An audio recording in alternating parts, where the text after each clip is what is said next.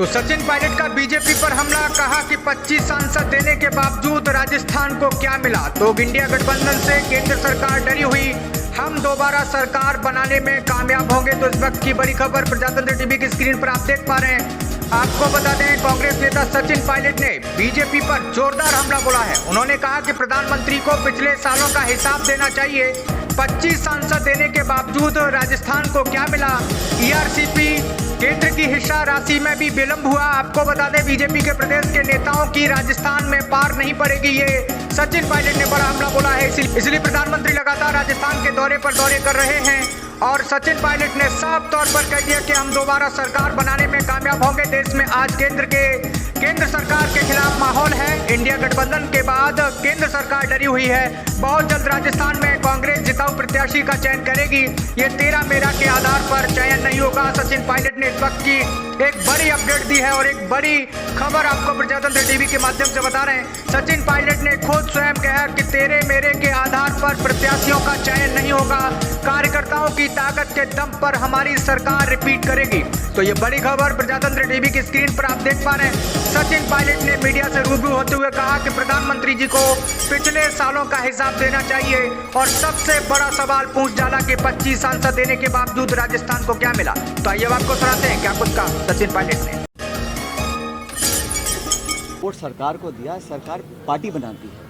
Party के जो कार्यकर्ता नेता हैं उनके दम पर हम लोग जनता तक पहुंचते हैं, सरकार निर्माण होता है। सरकार संगठन मिलकर काम कर रही है, तभी तो जनता विश्वास कर रही है। और भविष्य में लोग जानते हैं कि भारतीय जनता पार्टी के पास कोई विजन नहीं है। आज भी आप देखिए, 4.25 साल हो गए, भाजपा ने सदन के अंदर सदन के बाहर कभी भी ये कोई अपना विजन, कोई अपनी सोच, कोई अपनी रोड मैप राजस्थान के बारे में नहीं दी है। वो आलोचना करना, आरोप लगाना, छोटा मोटा हंगामा करने की कोशिश की है, लेकिन एक व्यापक राजस्थान के 8 करोड़ लोगों के भविष्य के लिए उनकी क्या सोच है, वो क्या करना चाहते हैं, इसमें बिल्कुल गौण है। वो सिर्फ विवादित मुद्दों को, मंदिर, मस्जिद, हिंदू, मुसलमान, भाषा, इन पर चर्चा कर लोगों का ध्यान डाइवर्ट कर रहे हैं। बाकी प्रदेश में भविष्य के लिए वो क्या ऑफर कर रहे हैं, इस पर बिल्कुल चुप्पी साधी हुई है। जी आ रहे हैं, उनका स्वागत है, लेकिन जनता समझ रही है कि उनके आने का, दौरे लगाने का, बार बार करने का उद्देश्य क्या है।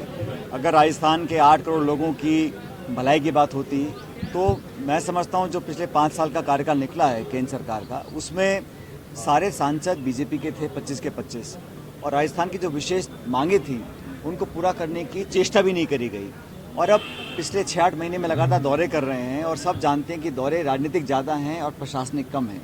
लेकिन जो डिमांड्स हमारे स्टेट्स की थी, जो केंद्र सरकार चाहती कर सकती थी, चाहे वो ईआरसीपी की हो, चाहे रेल परियोजनाओं की हमारी डिमांड्स थी, चाहे जो राजस्थान सरकार का, राजस्थान के लोगों का जो हिस्सा था, उसमें भी विलम्ब काफ़ी हो रहा है। तो उस प्रकार की योजनाएं नहीं है, वो तो सिर्फ प्रचार के लिए यहाँ पर आ रहे हैं। और संभवतः वो प्रचार इसलिए ज़्यादा करना पड़ रहा है क्योंकि जो प्रदेश के जो नेता हैं भाजपा के, उनसे पार पड़ने वाली है नहीं।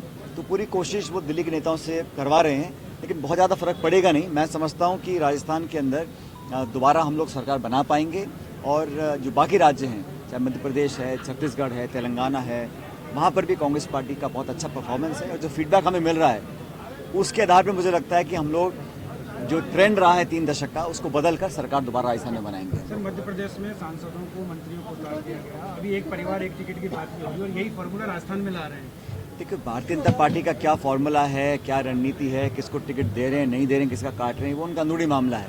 लेकिन मैं इतना जानता हूं कि जो स्टेटमेंट्स मध्य प्रदेश के नेताओं के आए हैं टिकट मिलने के बाद, वो बहुत उत्साहित नहीं थे और सब कतरा रहे हैं कि हमको कहाँ चुनाव लड़ाने के लिए भेज रहे हैं। स्थिति धरातल पर बहुत मजबूत है और पिछले कुछ हफ्तों में जो लगातार मूवमेंट हुआ है, खड़गे जी का, राहुल जी का, प्रियंका जी का, हम सब लोग फील्ड में गए हैं, तो नौजवान, किसान वर्ग, ग्रामीण क्षेत्र में सब लोग मध्यम वर्ग समझ रहे हैं कि भाजपा की नीतियों से उनको वो आहत हुए हैं। आर्थिक जो अपॉर्चुनिटीज़ थी, संभावनाएं कम हुई हैं, रोजगार लग नहीं रहे हैं, महंगाई आसमान छू रही है और लगातार जो ये प्रचार और भाषण और विवादित जो एक माहौल बनाने की कोशिश की जा रही है, उससे भी लोग त्रस्त हैं, वो पसंद नहीं कर रहा है। बेवजह हर चीज़ पर, मुद्दे पर कन्फ्यूजन क्रिएट करना, अफवाह पैदा करना और नारे अब लोग सुनकर थक गए हैं, नारे पुराने हो गए हैं। लोग विकास चाहते हैं। 10 साल का समय दिया है भाजपा की सरकार को, पूर्ण बहुमत की सरकार। हमारी सरकार कोलिशन सरकार थी, फिर भी हम लोगों ने नरेगा हो, गरीबी उन्मूलन हो, तमाम तरह की योजनाएं बनाई। केंद्र सरकार उस प्रकार का काम करने में असहाय रही है और अब जनता थक चुकी है और इसका जो शुरुआत होगी एनडीए और बीजेपी के पतन की, वो शुरुआत राजस्थान से होगी, मध्य प्रदेश से होगी, छत्तीसगढ़ से होगी। सर कहते हैं कि राजस्थान की राजनीतिक सरकार बनाने के लिए मेवाड़ से राजधानी चलता है, मेवाड़ में दबदबा बीजेपी का है और आज ये सब पुरानी बातें अब सब धूमिल हो चुकी हैं, ट्रेंड बदल रहे हैं। पहले कहते थे कि पश्चिमी राजस्थान में कांग्रेस मजबूत रहती है, ईस्ट में नहीं रहती है। पिछले चुनाव में हम लोग ईस्ट में अच्छा परफॉर्म किए, मेवाड़ मारवाड़ दोनों में अच्छा परफॉर्म किए। तो लगातार स्थिति बदलती रहती है।